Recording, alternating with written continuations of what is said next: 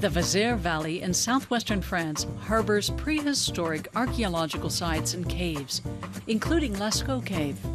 It has been faithfully reproduced in the new International Cave Painting Center, about 800 meters away from the actual grotto. This is already the second reproduction. Inside, it's cool and damp, and sound is muffled. For this construction, we were able to use modern technologies, like laser models and video projections. And we reproduced the entire cave with twice as much surface as in Lascaux II. We reproduced parts that we formerly had only a mere inkling of.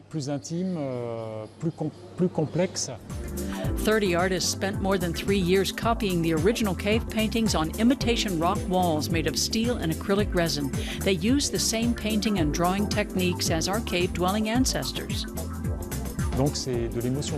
This work was pure emotion. Every time we painted something, we had to have at least an idea of why the original artist drew and made this the way he did. There were times when our whole team was completely fascinated by some small detail,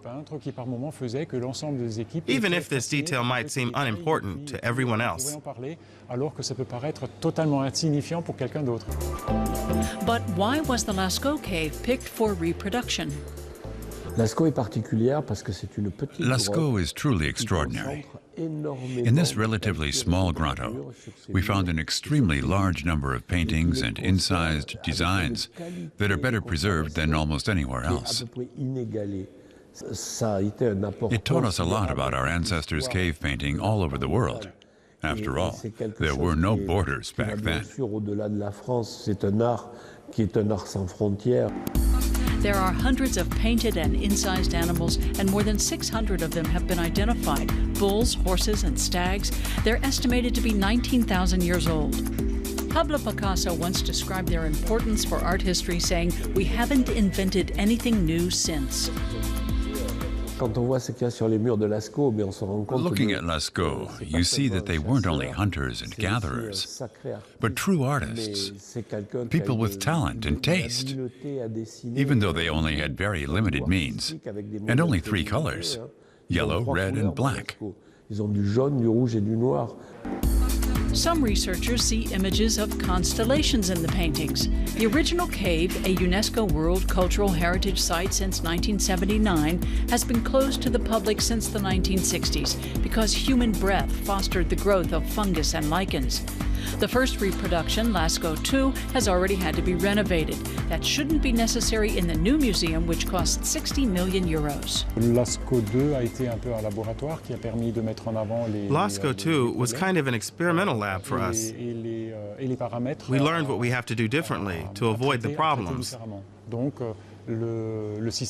We adapted the cooling and ventilation system accordingly.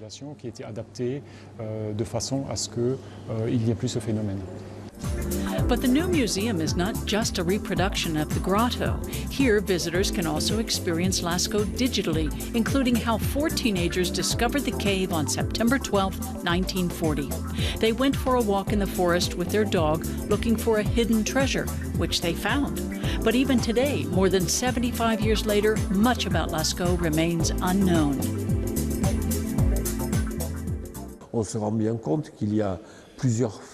For example, we can't precisely date the drawings and incised images. We know they weren't all created at the same time. Were new ones added every year? Or every 10 years? It's a mystery. Also, along with the animals, there are many strange symbols, and we don't know what they mean.